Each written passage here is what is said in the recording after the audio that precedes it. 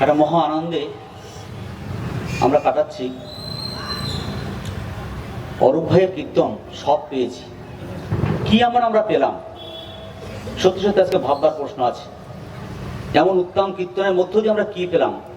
সুখ, শান্তি, স্বস্তি, যা কিছু পাই না কেন, যা কিছু জগৎ সংসারে যা কিছু আমাদের পাওয়ার আছে সব যেন আমরা পেয়েছি। পরম পিতাকে পেয়ে আমরা যেন সব কিছু পেয়েছি। আমাদের তাকে পেলে আর কিচ্ছু পাওয়া বাকি থাকে না। আসছিলাম এখানে ঢোকার আগে বাইরে দিয়ে আসছিলাম, আস্তে আস্তে দেখি মাঠে অনেকগুলো বাচ্চা খেলছে, মা খেলাচ্ছে, অনেকগুলো বাচ্চা ছেলেগুলো তারা খেলছে। পথে আসতে আসতে অনেকগুলো বাবা মা তাদের বাচ্চাগুলোকে স্কুলে দিতে যাচ্ছে। আমার চেম্বারের কথা মনে পড়লো। চেম্বারে অনেক পেশেন্ট আসে, এসে বলে এই ছেলে মেয়ে যারা 12 ক্লাস পড়ছে, অনেক দূর থেকে 70-80 কিলোমিটার দূর থেকে জলপাইগুড়ি টাউনশিপে আসছে তারা পড়বার জন্য। মাথা ব্যথা, একটা বিশেষ রোগের প্রকোপ আজকের দিনে, মাথা ব্যথা, ডিপ্রেশন, হেন তারা বহু রোগ দেখা দিয়েছে তাদের। বহু সময় আমি একটা কতগুলো কথা বলি, শুধু ওষুধ দিয়ে তাদের হয় না, তাদের সাথে মাঝে মাঝে বিভিন্ন গল্প করি। তাদেরকে বলি যে ভাই তোমরা তো পড়তে এসেছো। হ্যাঁ পড়তে এসেছি। তাহলে দেখো পড়ার জন্যে তোমার বাবা মা তোমাকে কত রকম সাহায্য করছে। কি সাহায্য? তুমি 70 কিলোমিটার দূর থেকে জলপাইগুড়ি টাউনশিপে পড়তে এসেছো, অর্থাৎ এখানে ভালো স্কুল আছে। তাই তো? স্কুল আছে, হ্যাঁ স্কুল আছে। ভালো টিচার আছে, ভালো তোমাকে টিউশনই পড়াবে, তাই তো? হ্যাঁ আছে। আচ্ছা তুমি যখন পাচ্ছ না, তুমি তখন ভালো করে আলাদা টিউশনি মাস্টারের সহযোগিতা নিচ্ছ স্কুল বাদ দিয়ে, আছে কিনা? হ্যাঁ আছে। আচ্ছা এটা বাদ দিয়েও তোমার স্কুলে একটা বিরাট লাইব্রেরি আছে। হ্যাঁ আছে, লাইব্রেরি আছে। আচ্ছা সেখানে যখন তুমি পাচ্ছ না, তোমার হাতে একটা বিরাট একটা মোবাইল আছে, কম্পিউটার আছে, যা তোমাকে বিশ্বের সমস্ত নলেজ উইদিন সেকেন্ডের মধ্যে দিয়ে দিচ্ছে।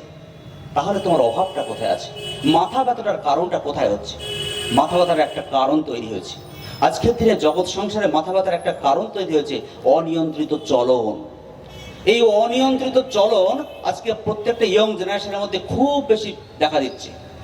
তারা আজকে রাত 3টে-4টে পর্যন্ত পড়াশোনা করছে, সকাল 10টা-11টা পর্যন্ত উঠছে, প্রকৃতির বিরুদ্ধাচারণ করছে।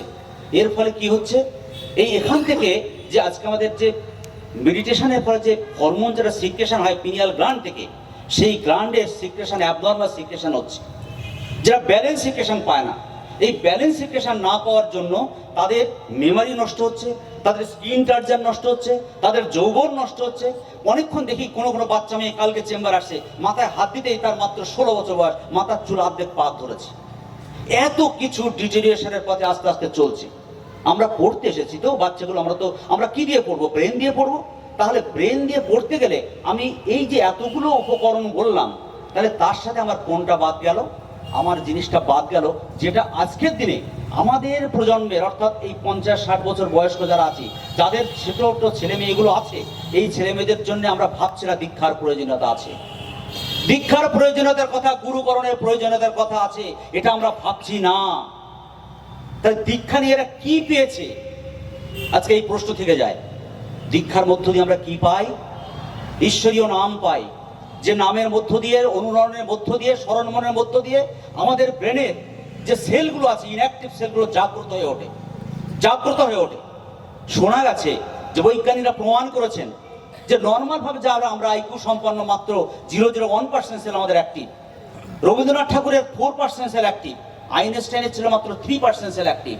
তাহলে আজকে এই যে এত পার্সেন্ট সেল ইনঅ্যাক্টিভ হয়ে আছে, এটা কেমন করে সম্ভব? তাকে অ্যাক্টিভিটি করানোর জন্য এমন কোনো ওষুধ নেই, এমন কোনো মেডিসিন নেই বর্তমান দিনে আবিষ্কার হয়েছে যা এই ইনঅ্যাক্টিভ সেলগুলোকে অ্যাক্টিভ করার জন্য। তাই একমাত্র আছে ঈশ্বরীয় নাম, যেখান থেকে আমরা সৃষ্টি হয়েছি। ওই নাম আর নামিতে অভেদ। ওই নাম যদি ঠিকভাবে প্রক্রিয়াকরণ করে, যদি ঠিকভাবে আমরা তার সাধনা করতে পারি, তাহলে ওই ইনঅ্যাক্টিভ সেলগুলো জাগ্রত হতে পারে। তার সাথে হচ্ছেন ঠাকুর বলছেন ধ্যান। এই ধ্যানের মধ্য দিয়ে আমরা ঠিকভাবে যে ধ্যানের প্রক্রিয়াকরণ যদি করি, তাহলে কি হয়? এই মেলাটোনিন হরমোন ঠিকভাবে ব্যালেন্স সিক্রেশন হয়, পিটিউটারি গ্ল্যান্ড, মাস্টার গ্ল্যান্ড তার ব্যালেন্স সিক্রেশন হয়, যেটা আমাদের এত কিছু সমস্ত শরীরের সব কিছু আমাদের মেনটেন করতে পারে। আমরা অকাল বার্ধক্য আসবে না, আমাদের মেমোরি শক্তি বাড়তে পারে। এছাড়া দীক্ষার মধ্য দিয়ে আমরা কি পেতে পারি? দীক্ষার মধ্য দিয়ে একটা যে শতরূপটা পাঠ, যার মধ্য দিয়ে আমাদের বৃত্তি নিয়ন্ত্রণ আসতে পারে। ঠাকুর বলছেন আদর্শে দীক্ষা মানে অনুরাগ। অনুরাগ মানে ওই যে কথা গানের মধ্যে হচ্ছিল, রং মিশে গেছে। অনু মানে অনুসরণ, তাকে অনুসরণের মধ্য দিয়ে আমাদের এই অন্তরের মধ্যে একটা রং লেগে যায়, তাই তাকে বলে অনুরাগ। এই রং যখন লাগে, ঈশ্বরের ভাবে যখন আমরা ভাবিত হই, ঠাকুরের ভাবে যখন ভাবিত হই, আচার্যের ভাবে যখন ভাবিত হই, তখন আমাদের মধ্যে কি আসে? বৃত্তি নিয়ন্ত্রণ। আদর্শ অনুরাগের ফলে আসে বৃত্তি নিয়ন্ত্রণ। এই বৃত্তি নিয়ন্ত্রণটা কি জিনিস? এখন এই মুহূর্তে আমি একটা বৃত্তির দ্বারা প্রভাবিত। এখন এই মুহূর্তে কেউ একটা মানুষ আছে, সে একটা বৃত্তির দ্বারা প্রভাবিত। কাম, ক্রোধ, লোভ, মদ, মোহ, আশ্চর্য, এই 6টা বৃত্তি আছে।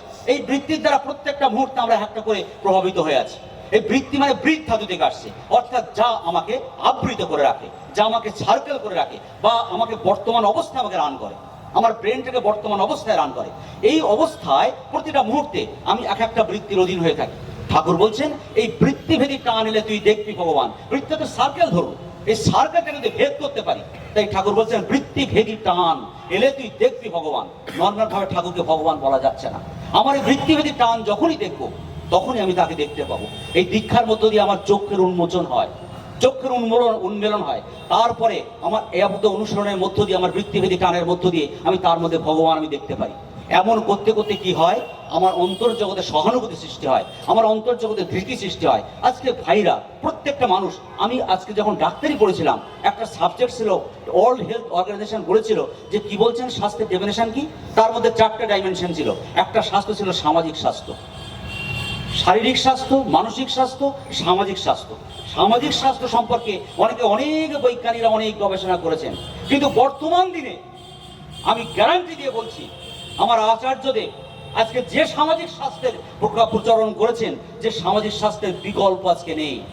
ঘরে ঘরে এই বাচ্চা ছেলেগুলো যাচ্ছে, জানি না এরা কারা, এরা সেই ঋষি, তারা আসছে পৃথিবীর বুকে, এরা সমস্ত ঘরে ঘরে যাচ্ছে। মানুষ সুইসাইড করতে যাচ্ছে, সেই মুহূর্তে তারা উপস্থিত হচ্ছে।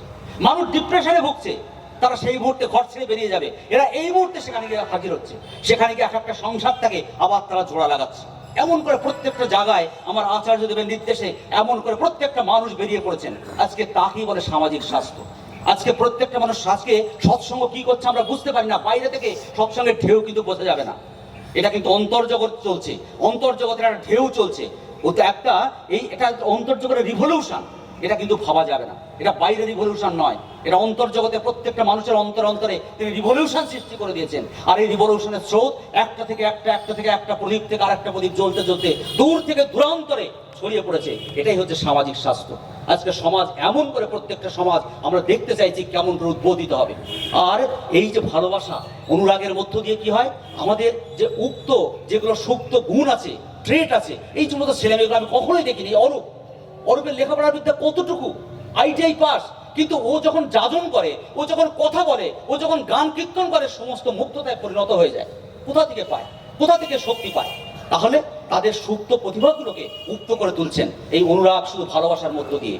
তাই আমাদের যে জন্মলব্ধ পুরুষানুক্রমিক যে সহজাত সংস্কার, বংশানুক্রমিক সাধনার ফল, যেটা আমাদের সম্পদ, সেই সম্পদটাকে ক্রমবিন্যাসের মধ্য দিয়ে এগিয়ে যাওয়ার জন্য আমাদের দরকার। ঠাকুর বলছেন সুবিবাহের কথা, ঠাকুর বলছেন যেটা আমাদের বংশ পরম্পরায়, সেই সম্পদটাকে আমরা এগিয়ে নিয়ে যাব।